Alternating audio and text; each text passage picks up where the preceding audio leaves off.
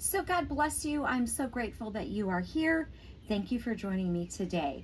I don't know if we can get through this in one video. We'll see how far we get. If not, we'll just continue on with part 2 tomorrow. So this is really just something that I question, that I ponder, that I wonder about. And so I am not saying that this is what it is. I'm just giving you some information, and you all can ponder this around in your brains as well.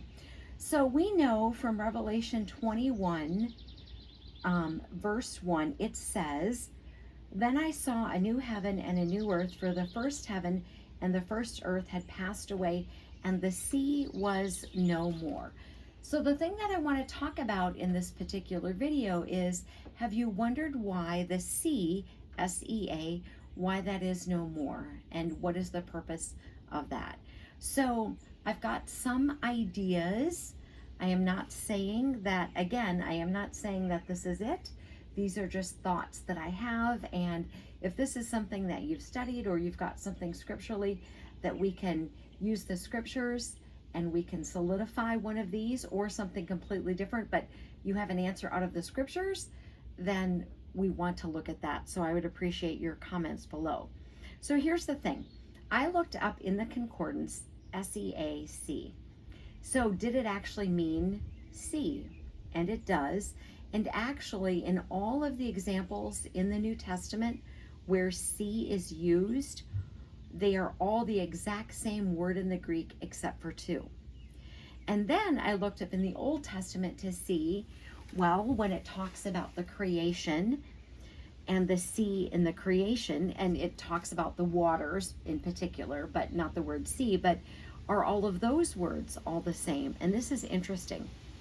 All of the words in the Old Testament in Hebrew, because again, the Old Testament was written in Hebrew and the New Testament was written in Greek, but all of the Old Testament words in the Hebrew, they're one of 2 words and they mean water, and there's one in Numbers that's a different word, but all the rest of them are the same. So it isn't as if the word is something else, because that was originally what I had maybe thought. Maybe it doesn't mean that. That's where I wanted to go with that. But that wasn't the case. So as we look at this, and already because we're 2:40 in, we are definitely going to have to do part 2 of this tomorrow. So let's kind of think about this logically. So what's going to happen? So we know in Revelation 13, verses 1, we know that the beast rises out of that, because it tells us.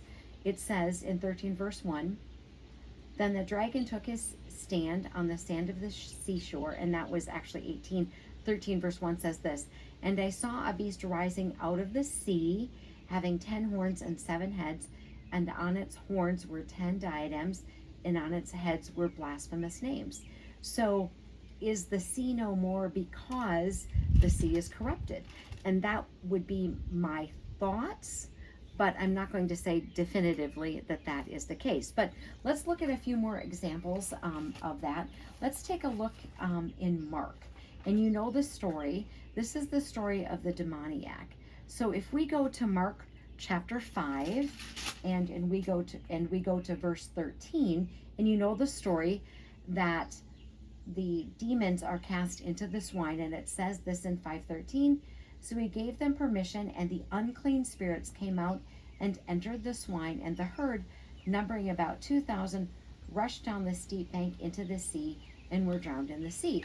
So that would be another reason that I would think that there are reasons in which the sea is corrupted, and perhaps that is why the sea is no more. So what I'm going to do here, because we are at over 4 minutes already, what I'm going to do is pick up tomorrow here. I've got some other verses that I want to share with you, and then we'll do the wrap up. So armor up, we ride at dawn. May God bless you as always. Have a great day.